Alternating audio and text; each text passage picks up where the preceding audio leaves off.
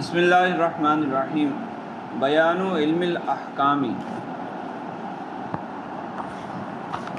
قرآن عظیم میں 5 علوم کا بیان ہے، ان میں سے ایک ہے علم الاحکام۔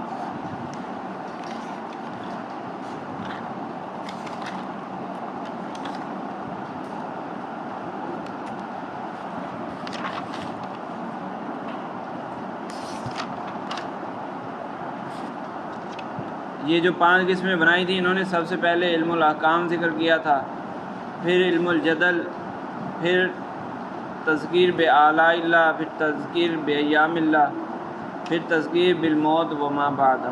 اور جب تفصیل کرنے لگے تو سب سے پہلے علم جدل کو ذکر کیا کہ اس میں تفصیل تھی، علم جدل میں کافی تفصیل تھی۔ اس کے بعد پھر تینوں تذکیروں کو ذکر کیا، اور سب سے آخر میں پھر وہ علم الاحکام کو ذکر کرا۔ تو فرمایا بیان و علم الاحکامی، قرآن عظیم میں جو علم احکام بیان ہوا اس کی تفصیل کچھ۔ والقاعدۃ الکلیۃ فی مباحث الاحکام، احکام والی آیتوں کے بارے میں، احکام کے بارے میں جو بحث ہے، اس کے بارے میں قاعدہ کلیہ یہ ہے کہ ان سیدنا رسول اللہ صلی اللہ علیہ وسلم قد بعث بالملۃ الابراہیمیۃ الحنیفیۃ، کہ نبی کریم صلی اللہ علیہ وسلم کو دین ابراہیمی پر، ملت ابراہیمی پر مبعوث کیا گیا۔ نبی کریم صلی اللہ علیہ وسلم کو بھیجا گیا دین ابراہیمی پر، اس کی بقا کے لیے۔ فلازمہ ابقاء شرائع تلک الملت، لہٰذا اس ملت کی شرائع یعنی اس کے احکام کو باقی رکھنا لازم ہوا۔ مجموعی طور پر یا اگر اس کا خلاصہ نکالا جائے تو جو بنیادی احکام ہیں وہی ہیں دین اسلام میں، وہی ہیں جو دین ابراہیمی میں تھے۔ دین ابراہیمی میں بیان کیے گئے یا وہاں جو لازم کیے گئے احکام وہ دین اسلام میں بھی موجود ہیں۔ تو کہہ رہے ہیں چونکہ دین ابراہیمی پر نبی کریم صلی اللہ علیہ وسلم کو مبعوث کیا گیا، تو اس لیے دین ابراہیمی کے بنیادی احکام کو باقی رکھنا یہ لازم ہے۔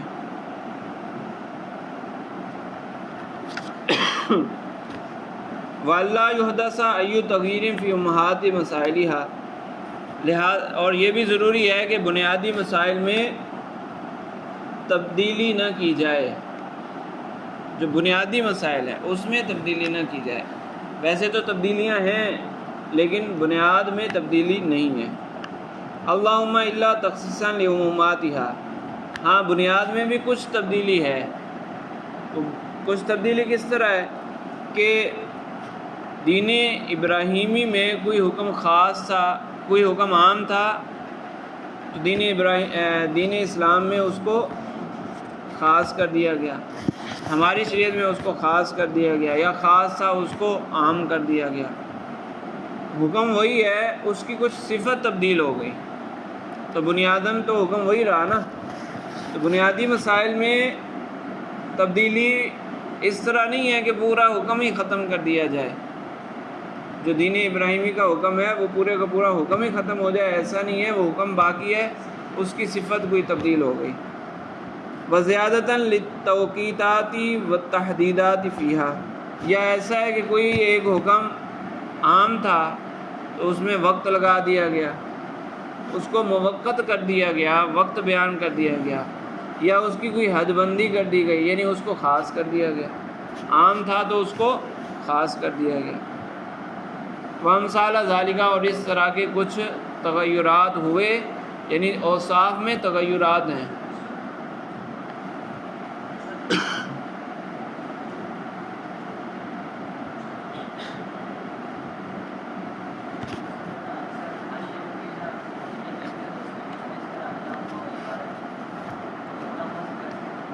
اللہم سے غرض یہ ہوتی ہے، عموماً جو کتابوں میں ذکر کیا جاتا ہے یہاں وہ غرض نہیں ہے۔ عموماً جو کتابوں میں ذکر کیا جاتا ہے یہ کسی سوال کے جواب شروع کرنے سے پہلے اللہم ذکر کیا جاتا ہے۔ کوئی اعتراض ہے، جیسے شرح کرتے ہوئے شارح نے کوئی اعتراض ذکر کیا، یا کسی علم میں کسی قاعدے پر کوئی اعتراض ہو رہا ہے تو اس اعتراض کو ذکر کیا گیا اور جواب دیتے ہوئے اللہم سے جواب شروع کیا گیا، تو وہاں مقصود یہ ہوتا ہے کہ یہ بڑا قوی اعتراض ہے، اس سے نہیں بچ سکتے، اللہ تو ہی ہماری مدد فرما، اے اللہ اس اعتراض سے چھٹکارے میں تو ہی ہماری مدد فرما۔ تو یہ اتنا قوی اعتراض ہے، اس سے بچ نہیں سکتے، ہاں الا مگر یہ چھوٹا سا جواب دیا جا سکتا ہے، یہ معمولی سا جواب دیا جا سکتا ہے۔ تو جواب کی کمزوری کی طرف اور اعتراض کے قوی ہونے کی طرف اشارہ ہوتا ہے، اور اللہ سے مدد مانگنا ہوتا ہے کہ ظاہر سی بات ہے جو قوی اعتراض ہے اس کے مقابلے میں اگر کمزور جواب لائیں گے تو بات تو نہیں بنی، تو اللہ سے مدد مانگی گئی کہ اس کمزور جواب کو یہ ایسا بنا دے کہ اعتراض کا جواب بن جائے۔ اور یہاں پر جو ہے، یہاں پر بھی اعتراض جواب تو نہیں ہے، کمزور حلقے کی طرف اشارہ ہے، یعنی بنیاد میں تبدیلی نہیں ہوئی۔ اب کوئی کہہ دے کہ کیوں نہیں تبدیلی ہوئی، تبدیلی تو ہوئی ہے، تو ہاں چھوٹی سی تبدیلی کوئی ہوئی ہے تو ہوئی ہے، لیکن وہ تبدیلی نہیں کہلا سکتی، صحیح ہے؟ تو یہاں اس طرح کا کوئی معنی بن جائے گا، ٹھیک ہے؟ تو بنیاد ویسی کی ویسی باقی ہے، ہاں اگر کوئی تھوڑی بہت تبدیلی، زیادہ سے زیادہ جو تبدیلی ہو سکتی ہے وہ کیا ہے، وہ یہ والی تبدیلی ہے۔ جیسے وہاں کیا تھا، زیادہ سے زیادہ جو جواب دیا جا سکتا ہے وہ یہ ہے، اور یہ بھی کمزور ہے، تو یہاں زیادہ سے زیادہ جو تبدیلی ہوئی ہے وہ یہ والی تبدیلی ہے، لیکن یہ بھی در حقیقت تبدیلی نہیں ہے بلکہ وصف میں تبدیلی ہے، حکم میں تبدیلی نہیں ہے، وصف میں تبدیلی ہے، ٹھیک ہے؟ اچھا جی، وامثال ذالک، اسی طرح کے کچھ اور تغیرات ہیں دین ابراہیمی کے بنیادی احکام میں، کچھ تغیرات ہوئے کہ اوصاف کو بدل دیا گیا، ورنہ کوئی تبدیلی نہیں ہے۔ ولما اراد اللہ سبحانہ وتعالی، اور جب اللہ عز و جل نے یہ ارادہ فرمایا، ان یزکی العرب بنبینا صلی اللہ علیہ وسلم، کہ وہ عرب کو پاک فرما دے ہمارے پیارے نبی صلی اللہ علیہ وسلم کے ذریعے، وَيُزَكِّيَ سائر الاقالیم بالعرب، پھر عرب کے بعد ساری دنیا پاک ہو جائے نبی کریم صلی اللہ علیہ وسلم کے وسیلے سے، لازم ان تتکون مادۃ شریعتہ صلی اللہ علیہ وسلم من رسوم العرب و عاداتہم، جب عرب کو پاک کرنا تھا تو پھر لازم یہ تھا کہ عرب کے رسوم و رواج کو مد نظر رکھا جائے، یعنی اس کی روشنی میں ان کا لحاظ کرتے ہوئے احکام نافذ کیے جائیں۔ ان تتکون مادۃ شریعتہ، نبی کریم صلی اللہ علیہ وسلم کا نبی کریم صلی اللہ علیہ وسلم کی شریعت کا جو میٹیریل ہے وہ تیار ہو، کس سے؟ من رسوم العرب و عاداتہم، ان کے رسوم اور عادات سے، اسی کے مطابق شریعت کی تکوین ہوئی۔ فَإِذَا أَمْعَنْتَ النَّظَرَ فِي مَجْمُوعِ شرائع الْمِلَّةِ الْحَنِیفِیَّۃِ، تو جب تم غور و فکر کرو گے دین ابراہیمی میں، ملت ابراہیمی میں، مجموعی شریعت میں غور و فکر کرو گے، وَلَاحَظْتَ عَادَاتِ الْعَرَبِ وَرُسُومَهُمْ، اور عرب کی عادات، عرب کے رسوم و رواج میں نظر کرو گے، وَتَعَمَّلْتَ فِي تَشْرِيعِهِ صلی اللہ علیہ وسلم، اور نبی کریم صلی اللہ علیہ وسلم کی شریعت میں، دین اسلام میں، اسلامی شریعت میں غور و فکر کرو گے، جو اسلامی شریعت وہ کیا ہے؟ الذی ہوا بمنزلۃ الاصلاح والتہذیب لہا، جو شریعت ابراہیمی کی اصلاح اور تہذیب ہے۔ تہذیب یہ ہوتا ہے نا، اضافی چیزوں کو کاٹ کر اس کو درست، یہ جو مالی کام کرتا ہے نا، درختوں کی اضافی ٹہنیوں کو کاٹ دیتا ہے، اس کو تہذیب بولتے ہیں۔ پودوں میں، درختوں میں جو اضافی ٹہنیاں ہوتی ہیں وہ نکال دیتا ہے تو وہ اچھی شکل ظاہر ہو جاتی ہے نا، اس کو تہذیب بولتے ہیں۔ تو تہذیب پھر دیگر جگہوں پر بھی استعمال ہونے لگا، تو اس کا مطلب یہی ہے کہ جو اضافی چیزیں ہیں وہ نکال دیا جائے۔ چونکہ شریعت اسلامیہ یہ شریعت ابراہیمی پر ہی اس کی بنیاد رکھی گئی، تو پھر گویا کہ ایسا ہی ہوا کہ اصل تو شریعت ابراہیمی ہے، دین ابراہیمی اصل ہے۔ تو شریعت اسلامیہ نے آ کر کیا کیا، اسی کو سنوارا، اسی کو حسین مزین بنایا، ٹھیک ہے۔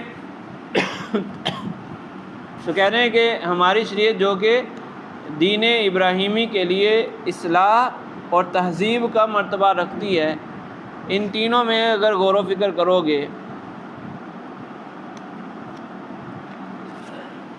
یا پھر یہ کہ ہماری شریعت جو عرب کی عادات کی اصلاح کے لیے، تو عرب کی عادات کیا تھی؟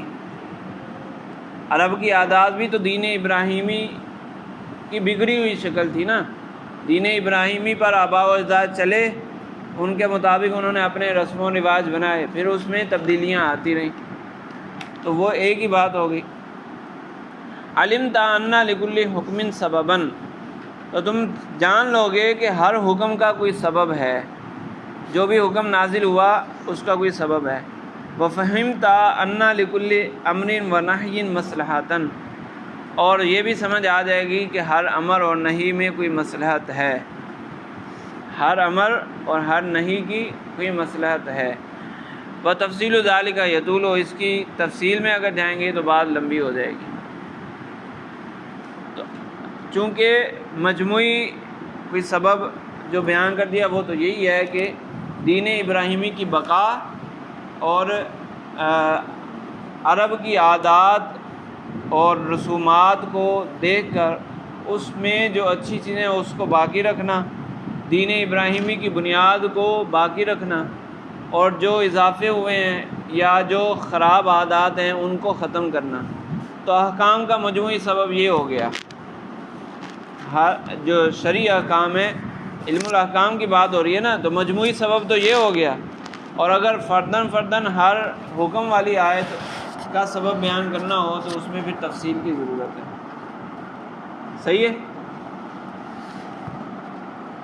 دور التشریع الاسلامی فی اصلاح الملت الحنیفیۃ المحرفۃ، جو ملت حنیفیہ دین ابراہیمی تحریف شدہ اس کو درست کرنے میں اسلامی شریعت کا طریقہ کار، وبالجملہ فقد کان تطرق الی العبادات من الطہارۃ والصلاۃ والصوم والزکوٰۃ والحج والذکر فطور عظیم، کہہ رہے ہیں کہ جو دین ابراہیمی میں طہارت کے احکام تھے، عبادات کے چیپٹر میں جو طہارت، صلاۃ، صوم، زکوٰۃ، حج، ذکر وغیرہ کے احکام تھے، اس میں تطرقہ راستہ پکڑ چکا تھا، فطور عظیم، بہت بڑا فطور آ چکا تھا، بہت بڑی خرابی آ چکی تھی۔ کس اعتبار سے خرابی؟ من جہت التساہل فی اقامتھا، ایک تو اس اعتبار سے خرابی تھی کہ جو احکام تھے دین ابراہیمی میں ان کو نافذ نہیں کیا جا رہا تھا، ان پر عمل نہیں ہو رہا تھا۔ واختلاف الناس فیہا بسبب عدم معرفت اکثرہا، اور لوگوں کا اس میں اختلاف پیدا ہو گیا تھا کہ اکثر لوگ اس کو صحیح طرح جانتے نہیں تھے، لوگوں کا اس میں اختلاف پیدا ہو گیا۔ اور دوسرا وتسرب التحریفات الجاہلیۃ الیہا، ایک تو احکام پر عمل نہیں کرتے تھے، پھر یہ کہ احکام میں تحریف کر کے ان کی شکل بھی بگاڑ دی تھی، تو بگڑے ہوئے پر بھی عمل نہیں کرتے تھے، اپنی نفسانی خواہشات کے مطابق تبدیلیاں کر لیں، پھر اس میں بھی عمل نہیں کرتے تھے۔ تو ایک تو عمل نہ کرنا، اور دوسرا تحریفات کرنا، اور لوگوں کا پھر اس میں اختلاف پیدا ہو جانا، تو یہ کچھ خرابیاں پیدا ہو چکی تھیں۔ فاصلح القرآن العظیم ذالک الاختلال کلہ، تو قرآن عظیم نے ساری خرابیوں کو دور کر دیا۔ ایک تو بنیاد کو یعنی اصل حکم جو تھا اس کی صحیح صورت نکال کے دکھائی، تحریف کو ختم کیا اور اختلافات کو ختم کیا اور عمل کرنے کا حکم دیا۔ تو عمل کس نے کرنا ہے؟ وہ قرآن تو عمل نہیں کرے گا نا، عمل تو لوگوں نے کرنا ہے۔ تو جنہوں نے قرآن کو مانا، جنہوں نے اسلام قبول کیا، پھر انہوں نے عمل کر کے بھی دکھایا۔ جی، رچ بس جانا، اس کے اندر یعنی گہرائی میں چلے جانا، اچھی طرح پختہ ہو جانا۔ اچھا، فاصلح القرآن العظیم ذالک الاختلال کلہ وسواها حتی استقام امرها، اور اس کو درست کیا یہاں تک کہ معاملہ بالکل صاف سیدھا ہو گیا، جو احکام تھے وہ بالکل واضح ہو کر نکھر کر سامنے آ گئے۔ تو یہ تو عبادات کی بات ہے۔ واما تدبیر المنزل، اور جو گھریلو زندگی کے معاملات ہیں، گھریلو زندگی کے اعتبار سے احکام ہیں، فقط کانت حدثت فیہ رسوم دارۃ، تو اس میں بھی عجیب و غریب ضرر والی رسمیں شامل ہو چکی تھیں۔ وانواع تعد و عتو، اسی طرح ظلم و زیادتی اور حد سے بڑھنا یہ بھی پیدا ہو چکا تھا۔